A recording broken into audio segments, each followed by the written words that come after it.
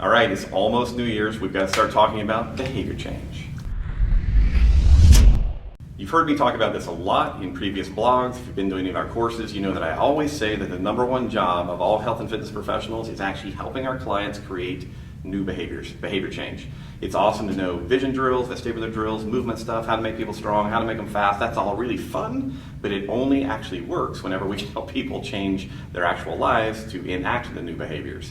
And this time of year, people are always talking about it. I don't see as much happening this year, which is kind of nice because I'm not a huge believer in New Year's resolutions, because resolutions, by their very nature, seem to tell us that we need to really get our willpower ramped up for the coming year. And if there's anything that kind of modern science has taught us about behavior change, is that your environment and systems are much more important than willpower.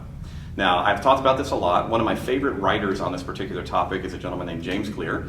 And what we're going to do is we're actually link to one of his articles below this in the transcript, because I want you to read it. It's a really great little article about a gentleman named Jack LaLanne. Most of you, if you've been in the fitness industry, know him. He was really a legend and an icon in the fitness industry for so many years. And James wrote a great article about him recently about just showing up, just being consistent and having systems in place. And that's really what I want to talk to you about going into the new year. If you are thinking about creating any kind of change, what I'm going to tell you is that your willpower matters far less than your environment and your systems. And in James's article, he'll talk a lot about trust systems. Trust systems, build systems into your life that allow you to do the things that are important to you. Years ago, I read this great article, and it basically said we need to love the things that we want and love the habits that lead to the things that we want. And I think that's the real challenge. People wake up, they're like, hey, I want to be lean, I want to be strong, I want to be this. That's easy to love. The challenge is learning to love the habits that get you there. Now, as you start to think about this, I'm going to give you a couple of other pieces of advice as you're thinking about where you want to go in 2018. Number one of my other favorite quotes is from Tony Robbins, and he says, the vast majority of people overestimate what they can accomplish in 1 year and vastly underestimate what they can accomplish in 5. So overestimate for 1, underestimate for 5. And so the way that I've always used that particular idea is that when you're considering a behavior change, whether you're going to try a new dietary approach, adding breathing into your day 3 or 4 times to get your stress levels down, whether you want to commit to, I'm going to train in the mornings, it doesn't matter to me. But what I really want you to start to think about is how can I make that big goal smaller and actually manageable? My basic little pithy saying I always try to give people is think big, start small, begin now. All right, think big, start small, begin now. Because what we found is that action drives further action. Over and over when you look at the behavior change world, we need to find something that we will actually do rather than something that we will actually think about. So what I'm going to recommend to you is as you start thinking about 2018, write down all of your different goals. I want this, I want this, I want this, I want this, and choose one. Usually choose the easier one, and then I want you to take that easy one and I want you to cut it down to an action that fits somewhere on a calendar. And this is, again, other exercises that we can take you through. But it's pretty simple because a lot of people have ideas about what they want, but what you want will be driven by an action. That action must fit somewhere on a timeline on a daily basis.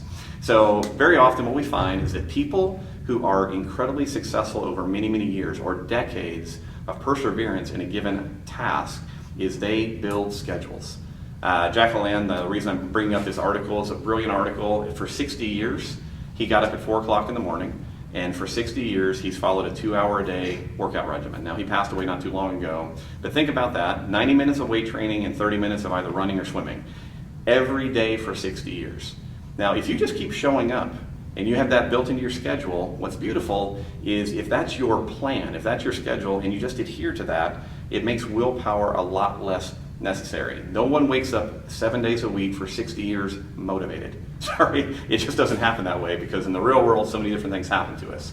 So again, if you want to get started with something, if you have big life changes, don't overestimate what you can accomplish this year. Instead, think, you know what? I have these 8 things I want to do. What's the one thing I can focus on? If I'm going to take that one thing, where can I schedule it? And what can I do in my environment to remind me that I've scheduled it and help me accomplish it? That, although it sounds incredibly simple, is a little bit of brain work. It takes some time. You have to sit down. You have to think about your days. And my last little tip to you is this. Whenever we talk about behavior change with our clients and the students in our courses, we always say that any effort that you're going to make, like any plan that you make that will not survive your worst day, isn't a good plan. So most of us, whenever we're making our plans, we go, all right, I'm going to schedule my life, I'm going to schedule my days, this is going to go this way. And usually in our scheduling, we're scheduling thinking that our life's going to go well, that things are going to go right. The kids aren't going to be sick, everyone's going to be on time, I'm not going to miss my alarm, everything's going to be fine. And unfortunately, probably 3 or 4 days a week for most people, your ideal day doesn't happen. So when you're doing your scheduling, think about that as well. Will this idea, will this plan, will this schedule that I'm making survive my worst day, not my best day? If the answer is yes, you have a winner. All right? So those are my ideas for you this week as you start thinking about 2018. Please check out James' article and all of his other writings. Fantastic. Other than that, good luck with this. If you have any questions, let us know. Otherwise, we'll see you in the new year. All right. Talking heads. All right. Always love them. All right. Rolling. Fifth time's the charm. Fifth time's the charm. Take 17. Today we're going to talk about giving an early gift to your back. That's still not good. That wasn't quite it either.